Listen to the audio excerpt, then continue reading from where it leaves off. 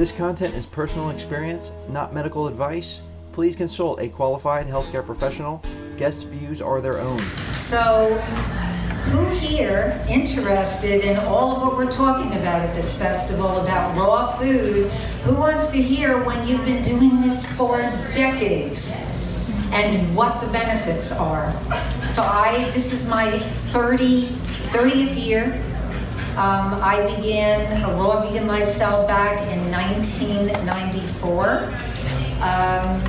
But I have a different story than those who have been speaking so far and those who are at this festival, in that I was exposed to it at a very young age, but chose to ignore it. My grandmother, my paternal grandmother, was very ill back in 1921.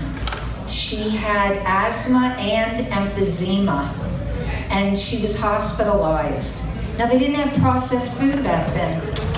They didn't have GMOs, genetically modified ingredients back then.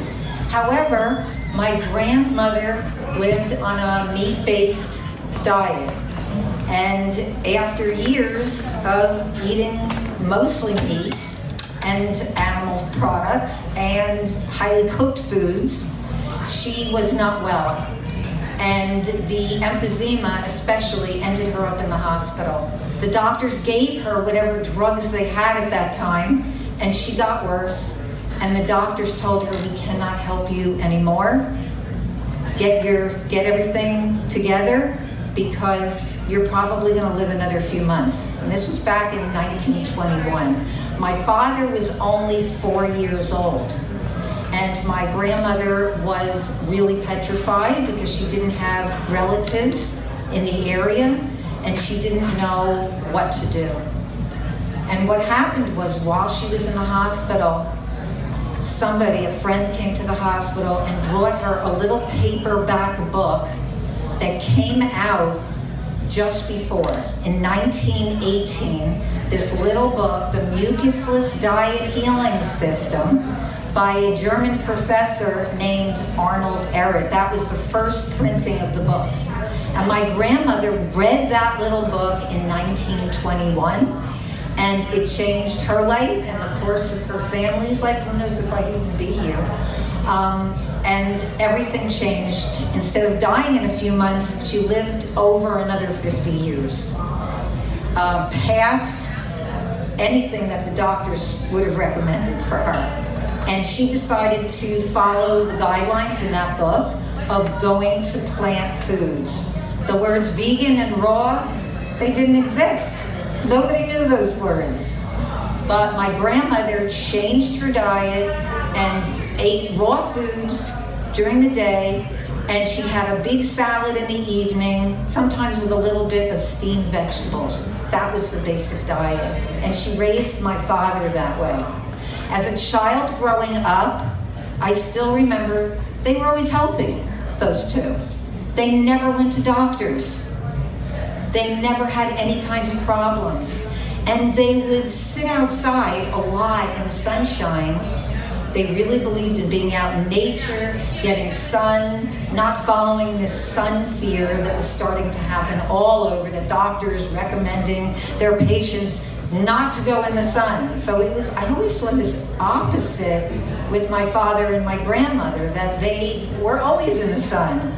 You know, even back then, when I was growing up in the 50s and 60s, a lot of this fruit fear was already happening. Don't eat fruit, the sugar, you know, weight gain, all these things about fruit. And my father and my grandmother lived on fruit.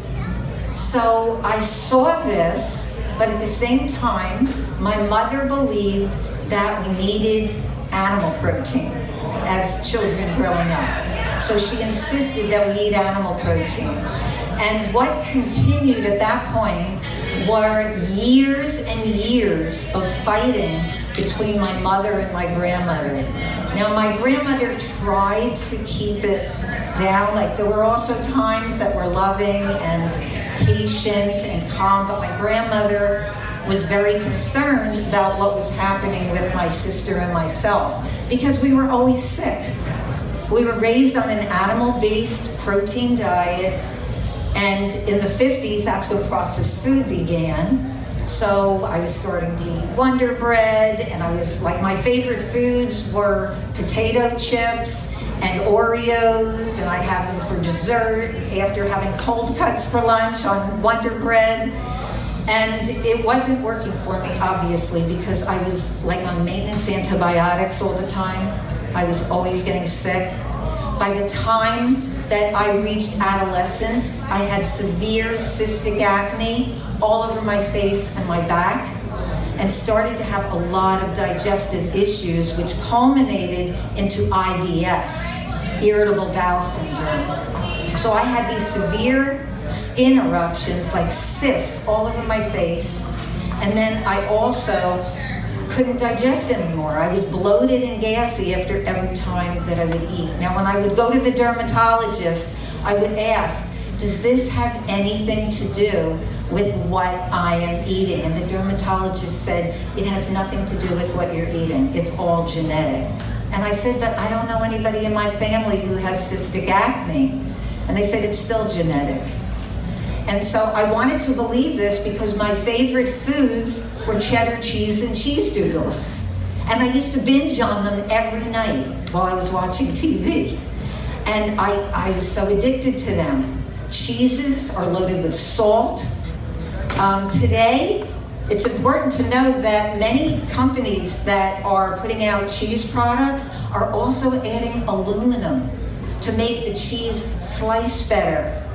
And so we're wondering why so many people are getting Alzheimer's disease. So I grew up in a home where I saw both, and I also saw my father and my grandmother connecting to other creatures. Like they would sit outside and the wildlife would just come out and come over to them. And my mother would be in the house with her fly swatter, killing all the insects, everything. She was afraid of spiders. I remember that. She would scream, and she would hit them with the fly swatter. And my father and my grandmother would take any little insect outside in a tissue. And so I just loved what I saw my father and my grandmother doing. So for me, it didn't start with health. I didn't make the connection. I didn't want to make the connection. And I just wanted to do what my mother was saying because I could eat my cheddar cheese and my cheese doodles. But that emotional, that spiritual piece, I was beginning to take that in. And when I was age 17, I became a vegetarian. I did not realize the cruelty of the dairy industry. I thought, well, I'm not eating animal flesh anymore, so I am helping the cows, I'm helping the pigs, and I was, but I didn't realize the cruelty of the dairy industry, and also that was one of the main causes, if not the worst culprit, to my cystic acne. Because many years later, when I went vegan in 1989, after over 25 years of cystic acne, my acne was gone in 3 months. And what did I give up? Dairy products. I gave up dairy and my acne went away in 3 months. Well, I was angry. I was very angry at the dermatologist. And I even went back to a couple of them. I had been on so many drugs. I had spent thousands of dollars. And they all told me this was genetic, and I believed that. While at the same time, my father and my grandmother were they were both saying that it was about what I was eating. And that if I looked at that, I would solve my health issues. But I didn't, and I went in steps. So for those of you who are here at this Freak Festival, you can listen to what those of us who have more experience with this are talking about, and you can jump further than what I did. Like for me, I went in these little steps. However, when I got to having my children, I had my daughter in 1987 and my son in 1990. And that's when I started to change. That's when I started to talk to my father.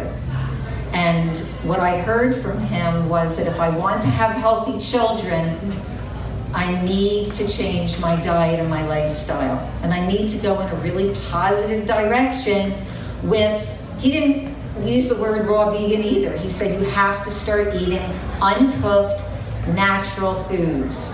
And my grandmother wrote an entire book about it on the benefits of fruits and vegetables. And I still have some of her poetry, which I look at sometimes, and it just speaks to me.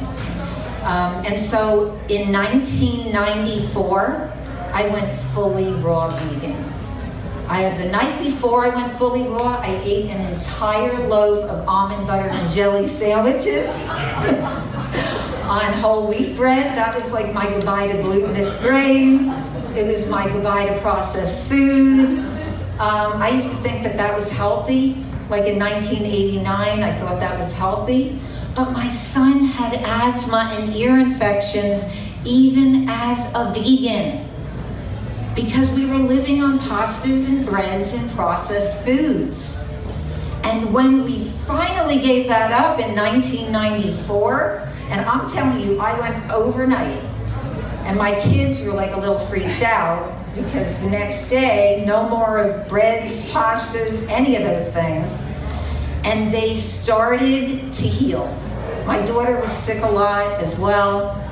It was like all of a sudden, I had these children who were really healthy. My son's asthma cleared up in a matter of months. And even though my cystic acne had healed in 3 months in 1989 when I went vegan, even on processed foods, but just getting rid of the dairy, in 1994, the scarring, I thought I had lifelong permanent scarring of my skin. And even the scarring went away with raw vegan. And what I have seen over the years has honestly blown my mind. Because some people ask me, why do you stick with this for so many years? Why are you making it a religion? So many people have asked me that. Like, a lot of people say, I love what you do, you're so cute. But, 30 years, it's a bit extreme. And so the thing is, and what I can tell you is that when you have this much energy, and I just turned 70, like, I play with my grandchildren like 4 to 5 days a week, and I'm going up and down the slides with them. And I see a lot of other people my age on medications, they have no energy, they have all of these menopausal symptoms, and I went through menopause with no symptoms at all. Like, I love my menopause. I have energy like that anybody would just wish for. I wear my college clothing, so it's a great way to maintain your weight. If anybody here is looking to get to a more ideal weight, I would say go low-fat raw vegan, because this is the way. A fruit-based diet, high in greens, and I mean all kinds of greens, because I can tell you, I worked 10 years ago. I've been coaching since 1998, and I also have a vegan coach certification course online that started in 2015. So I'm sending vegan and raw food coaches around the world out there to help people. And what I've seen in my coaching is that there has to be a variety. Fruit is crucial. This is a fruit-based diet. I love my fruit. Fruit has so many vitamins, so many nutrients. It has glucose for energy. That's what keeps my energy going. And so that's what gives you all of this energy and no longer fatigue. There was a 25-year-old school teacher who came to me with chronic fatigue and thyroid problems. In the middle of the day, she collapsed, she hit bottom, and she was afraid of losing her job as a teacher. And so she said, what do? I have no energy. I told her to eat fruit. And she said, well, my doctor tells me not to eat fruit. So many of the doctors tell their patients not to eat fruit. She started eating fruit. This was the main food that changed her life. Suddenly, she had abundant energy. And she was like, I just can't believe it. I really can't believe it. And she didn't go completely raw. She was like, went like about 80% raw, eating mostly like raw food during the day. And then later on in the day, having a huge salad, a huge main meal salad, and some cooked food, more like in the way of steamed. And I just want to tell you something about cooked food, because this for me was one of the main things that impacted my life and why I continued to stay raw for 30 years. And I will be doing this for the rest of my life. If you see me in 20 years from now, I'll be fruit-based raw vegan.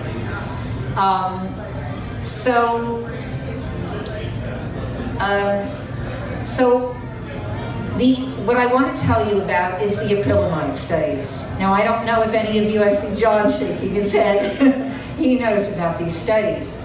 They changed my life, and I've written about them in my books, about these studies. Now, this acrylamide study began at the University of Stockholm in Sweden in 2002.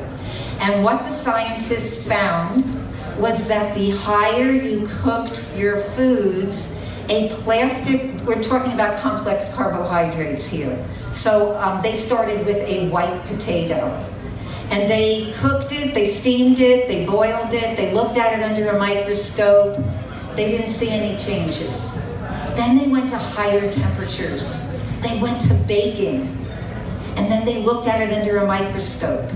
And what they saw was that as you cooked the potato at a higher temperature and you started taking out the water content of the potato, you started seeing a plastic-like coating forming around the food substance. And they termed this plastic-like coating acrylamide. And what those scientists determined is that acrylamide is highly carcinogenic. And the higher the temperatures, like we're talking about potato chips, any kinds of chips actually, they're cooked at very high temperatures, French fries, even when you bake a potato and you see it starting to brown, that's a plastic-like coating. You look at it under the microscope and you can see it. And that acrylamide, I was like, wow. And that really spoke to me. I had already turned raw vegan in 1994 to help heal myself and my son, but those acrylamide studies totally back me up. And when I go out and I speak, I always talk about those acrylamide studies. They are real, that's real science. And the acrylamide studies, what they're saying is that children of today, growing up on all these processed, highly cooked foods, that these children are dying before their parents. Like we're seeing worldwide, like children at 8 years old having heart attacks. We're seeing autism. Now I also want to say that I also, for 43 years, I had a career as a speech and language pathologist, working in the public schools, and the last 20 of those years was in an autism continuum program.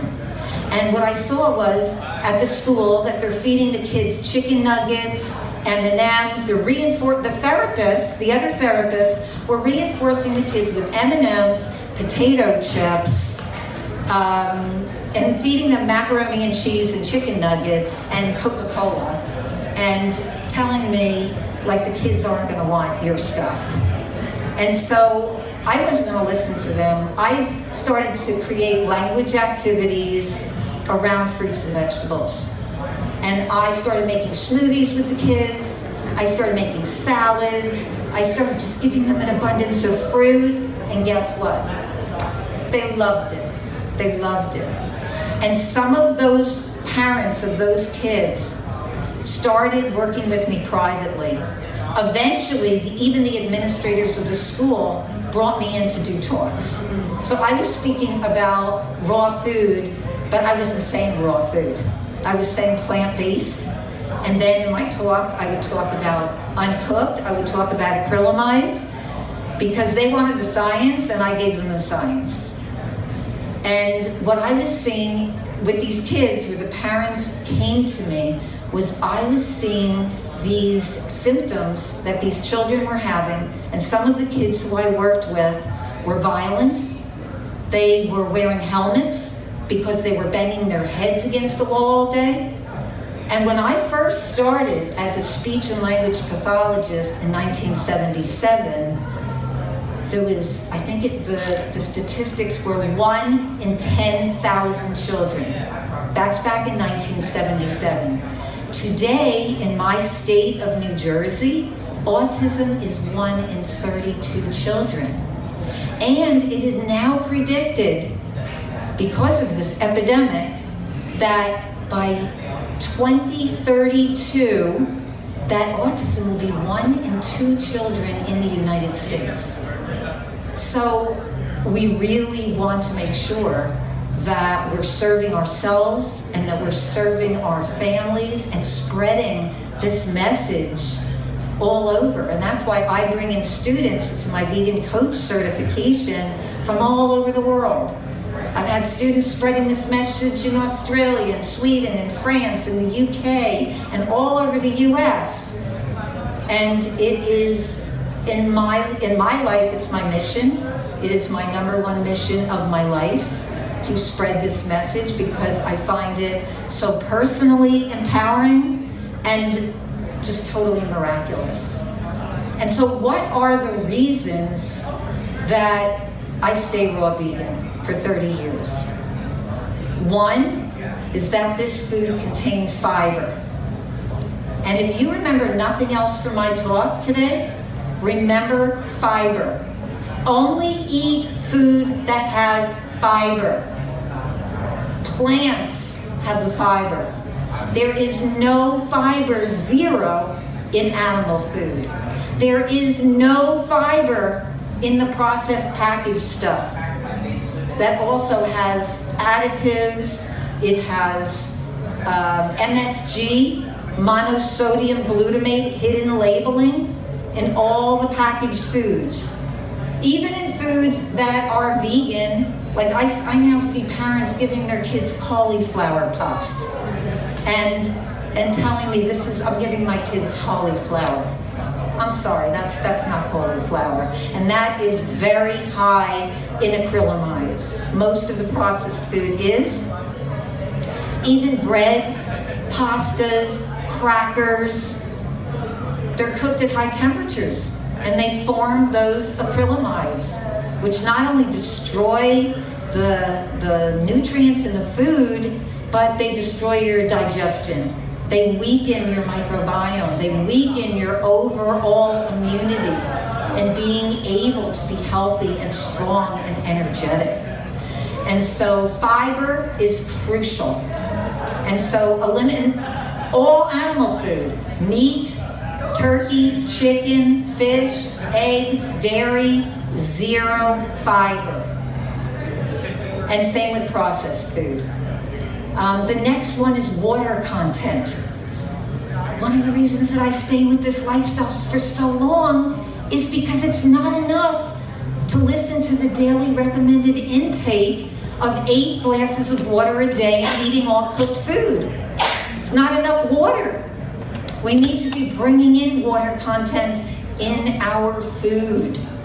And so I, years ago, felt very, very dehydrated. But when I'm eating all these wonderful fruits and leafy greens, I don't get dehydrated. I feel really, really good on a regular basis. My digestion is perfect. It's ideal.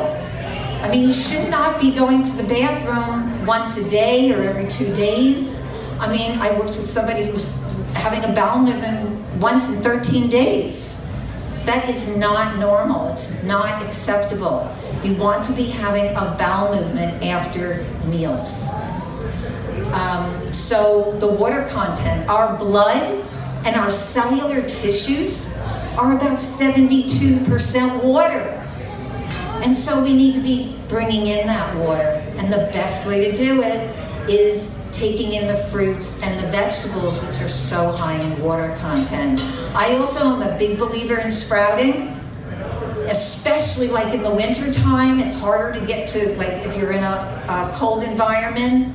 Like I am part-time in New Jersey and part-time in southern Colorado. And I mean, I don't have local all year round.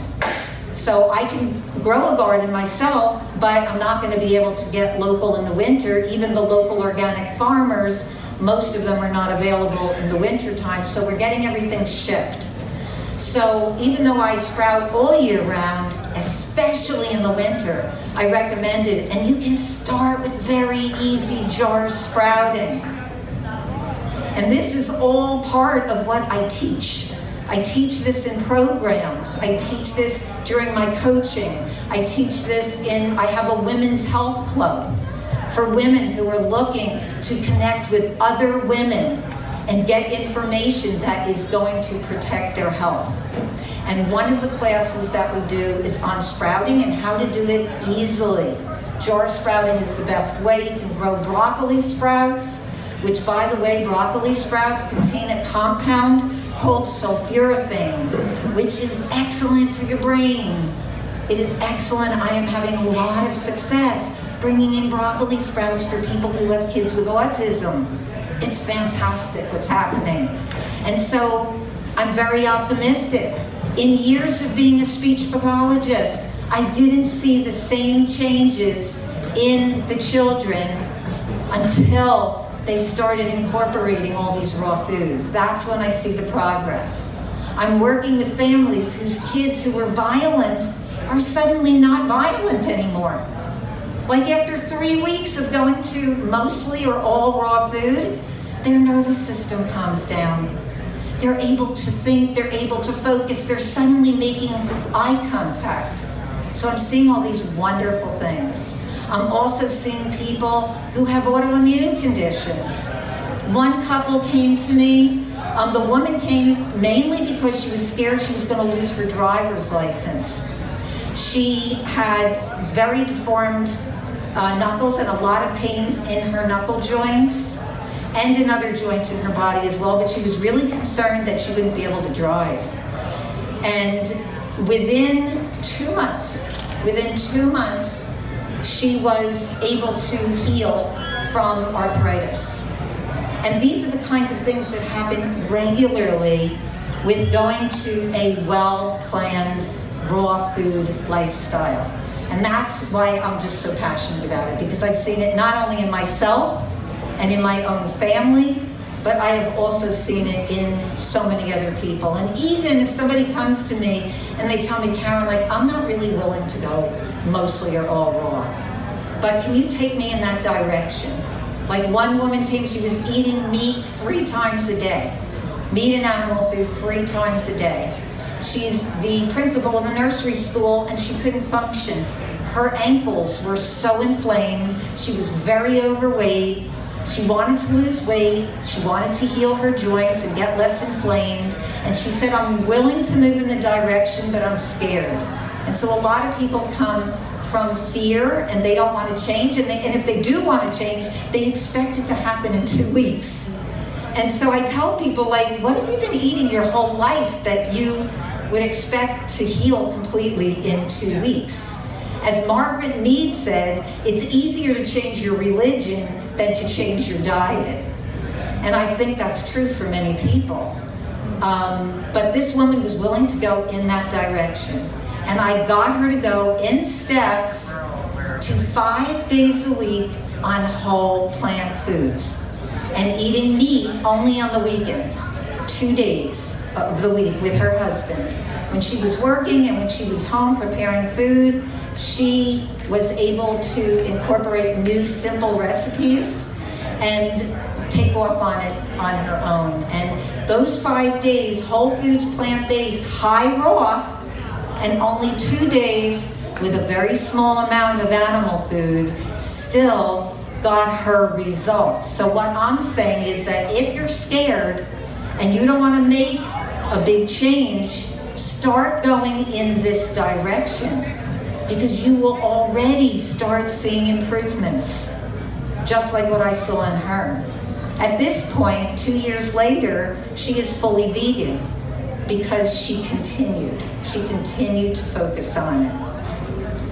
So I said fiber, and let's see. I want to make sure to give you these pointers. So, protein source. Okay. So this is a big deal because everybody is into the protein craze. That's why my mother was scared to raise me on a plant way of eating, because of the protein. Meanwhile, my mother was always going to doctors. She listened to a doctor who told her at age 57 that she would feel young again if she had a hysterectomy. So she had a hysterectomy for no reason, to feel younger again. My father said you don't get major surgery for minor symptoms like you can't keep up with me when we're walking. She ended up trusting this doctor and going for surgery because she felt like she'd feel younger, and it triggered a heart attack, and my mom passed away at age 57. And that was also one of the times that gave me impetus to continue with my goals for healthy living, and eventually really making even more changes towards the raw vegan lifestyle. But certainly looking at what your lifestyle is, and really, do you need additional protein? Do you need animal protein, which is highly acidic, has no fiber, and our intestinal tract as human beings is like 20 feet long, our small intestine. I mean, John Wayne, who ate a high meat diet, they did an autopsy on him and they were shocked at all of the putrid matter that was all animal food stuck in his intestines. So this is also something to think about. Plant foods, they digest, they have fiber. So you want to think about plant protein. Now, as I have gotten older, I have increased my protein, but not a huge amount. I've increased it a little bit. But, you know, sunflower grains, which I eat on a weekly basis, I get a tray every week, 23.5 grams of protein in just 1 cup of sunflower grains. And all of the sprouts are like wonderful nutrition-based protein sources. They have all kinds of nutrition. But like I sprout mung beans and broccoli sprouts, and I'll sometimes do lentil sprouts and throw some on my salad. I don't eat a lot of bean-based sprouts because they're more dense, they're a little harder to digest, but I still will throw them on my salad. And they are an excellent source of protein. And so for some of you women who are getting all of these recommendations that you need to add all of this protein, I mean, a very high protein diet from animal food is really harmful to your health. All plant foods have protein. Even a banana has like 5% complete protein. A mango has all essential amino acids. We are getting plenty of protein, and it all adds up. It all adds up over a month's time. You're going to get all of the protein that you need. And so I look at it, but I also have been testing through myself, through my clients, through my students of my vegan coach certification, when they're working with people, how they're doing by adding plant-based protein versus animal protein. And we don't want to get super high in protein. We want to stay, 10, 15% is fine. Once you get up really high, Dr. T. Colin Campbell in his book, The China Studies, suggests it's connected to cancer. And the worst offender is dairy, with its protein casein. Casein is a protein in dairy that is most linked to cancers, all different kinds of cancers. And eggs are specifically linked to breast, prostate, and pancreatic cancer. I went over protein, I went over fiber, I already talked about nutrient-dense nutrition, and we get a lot of minerals in our leafy greens, because I have heard it be talked about that we can only eat fruit. I eat a lot of fruit, okay? But I did go totally fruit for quite a while, and I just want to tell you, I had a lot of sores. I had cracks on the sides of my mouth. I didn't understand where it was coming from. They kept getting worse, and especially in the winter, I wasn't sure what it was from. I started eating leafy greens again, but not only a little bit like I had earlier, I started eating leafy greens in abundance. And in 2 weeks, the cracks were gone, and they never came back. So I do believe that we need the minerals. If you're living in Costa Rica, my son, I'm so proud of him. He lives in Costa Rica. He started a fruit farm, and he built his own greenhouse. There, they live mostly on their own food. I believe that eating his kind of fruit that's falling down ripe from the trees, and he picks them ripe, that those have more minerals in them. But we're getting fruit that's shipped from other places. It loses its minerals. We need those leafy greens for the minerals, for the protein. They're just wonderful. So fruit and leafy greens and other vegetables, very important to have in the diet. And then there's the whole alkalinity and acidity. We already talked about that the animal food is very acidic, and so is processed food. Whereas, and so are stimulants like caffeine. Any caffeinated products are very acidic in the body. Whereas fruits and vegetables create an alkaline environment in the human body where our blood is slightly alkaline. We are not acidic beings, we are alkaline beings. So we need the alkaline foods. So this all backs up why we're living on this lifestyle, and why can I go for 30 years and having all this amazing energy? Like my friends, my family, they're all like, what are you doing now? Because I'm always on new projects, and my life is exciting, and I have all these passions. And I want to be able to be there for my children, for my grandchildren. That's my goal. Like some people say, Karen, what do you think, you're going to live forever? And I know I'm not going to live forever. None of us are. But I want to have a high quality of life while I'm on this planet, while I am with my family and with all of you. And you're, by the way, all the people who come to the festival are like my family.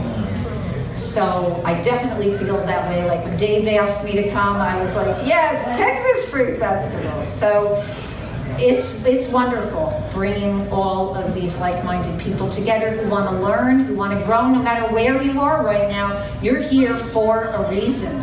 And that reason is to grow and to continue whatever you're doing right now, to add more raw plant foods to your diet and your lifestyle. And if you have children, if you have grandchildren, to start being that shining role model. Be that shining role model in their lives. I think I covered a lot. Does anybody know what time it is here? 4:49. Okay, so yeah, I am going to stop. I have more information, but I would love to talk with you if you want to come over to me at any time during this festival. And I just want to end by saying that raw vegan food is the fountain of abundant energy and vitality. That is like my one point here.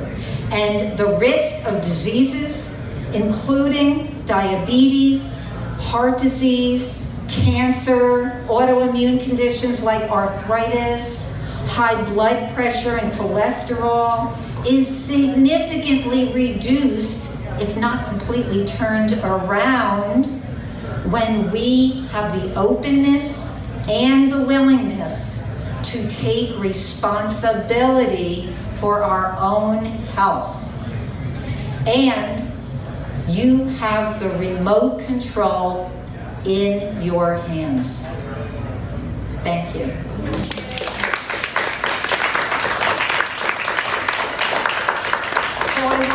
open it up to Q&A. Yes. You mentioned proteins. What's your opinion of soy protein? Soy protein. So for many years, while I was vegetarian and then vegan, I ate quite a bit of soy.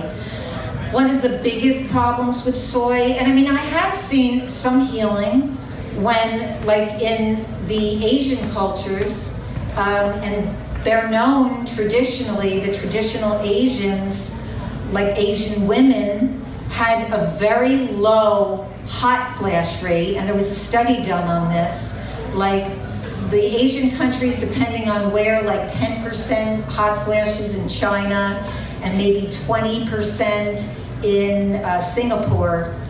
But the reason for that is because their diet was low fat, and it was based on vegetables, rice, and soy. But I have to say that the soy today is not the same, okay? Most of the soy today is GMO. It's one of the top genetically modified crops, so I don't trust it. Even the manager of the health food store, that they go out of their way to do a lot of research on their foods, and they get the best ones, and they have organic soy. And I was talking with him, and he said, I cannot tell you that organic soy is truly organic. So I'm, first of all, very skeptical about soy because of genetic modification. It also can be very hormonally unbalancing. A lot of the soy is highly processed. Tofu is extremely processed food. Tempeh is more whole food, and edamame is more whole food, but tofu and soy milk, that's highly processed food. I would say like tofu isn't really that much better than eating white bread. So, very processed. And yeah, for those reasons, I don't eat soy anymore. And I actually felt better when I gave up soy. And I know that there are still, like, Physicians Committee for Responsible Medicine still does some investigations and studies, including soy, and they find that women who go plant-based and still include some soy, that they can turn around those hot flashes and menopausal situations. But I see women doing way better with raw food. Just quickly, so I read things where people said that you can taste the difference between organic and non-organic. Can you tell the difference? I can sometimes, not all the time, but I can sometimes. And I know that there's a difference. There's way more vitamins and minerals in the organic, for sure. So I still believe that we got to do the best we can, and the best we can do for ourselves is getting as much organic as possible. And if there are things that you can't find organic and that you really need, you know, like I do sometimes get a conventional avocado or banana or something like that. So depending on where you are, and certainly if you're traveling and you're in a situation, it's still better to eat raw. It's still going to be better to eat raw food. Plant food, raw plant food. I also have a free newsletter that if you want to join my Super Healthy Raw community, I send out a free newsletter, and I include events, raw food events, and information, and research, and recipes. So if you'd like to, I have a sign-up sheet where if you would write your name on the left and put your email on the right in print, that would be great. So I'll pass that around. Any more questions? I think we got time for one more, maybe two, Okay. maybe a couple. I don't want to. Sorry, I don't want to be the question police. How do you do it to know how to break through? Okay, well, I do have some. My hair is a combination still, and I have noticed that some of my dark hair actually came back when I started going raw. But I do use henna because I go out and speak a lot. And so I just like this henna color. But I don't believe in using a lot of toxic products on the skin. That's why I just use henna. And that is something that I look at a lot. And also, I didn't get into some of the other things that I think are really important to look at in your lifestyle. One of them is products. One of them is what you're using in your home. Like I had to redo my floor. I didn't use polyurethane. I waited until I found a plant-based oil, and that's what I used on my floor so that nobody in my house would have reaction. Sleep is super important. Exercise is super important. Raw food is way up at the top there, but these other things are at the top as well. So raw food, exercise, mindset, positive attitude, the way you handle stress, they're all up there with the food. They're all up there on the same line. So, yeah. But I think also that as a woman gets older, that she should be happy with the way that she looks and not trying to do all these procedures and hair coloring. At a certain point, I'm just going to drop the hen. And that's really like the one thing that I do right now. But I also want to tell you that as you go more and more raw, you feel so clean. Like you don't smell. I don't use deodorant, and I mean, I like the way I smell. So all these things start happening to your body when you're taking in the foods that create the human design. Any other questions? How much do you think, research-wise in battle, right, being healthy, how much of it in America in particular, in the United States, do you think researching chemical foods is as important as it is researching which foods to consume? That's also really, really important. But I do have to say, T. Colin Campbell, who wrote the foreword for my book on autism, Heal and Prevent Autism, and that's all about everything that I talk about for improving mental health. He said that it's more important the foods that go into your body, and if those foods have a lot of chemicals, estrogens are really important, and we get way too much excess estrogen in animal food. He said that's more important than the chemical exposures. So yeah, I do look at chemicals as well. Like I don't swim in chlorinated stores because chlorine and fluoride and bromine cause an iodine deficiency, and that affects the thyroid. And we have so many thyroid problems because of the way we're eating. Bromine is often put into breads to help them rise, and in other things as well. But we don't realize this. A lot of the companies don't even have to list bromine, but bromine is used to rise breads. So this causes an iodine deficiency, and we need iodine. We need iodine for the brain as well. Anybody else?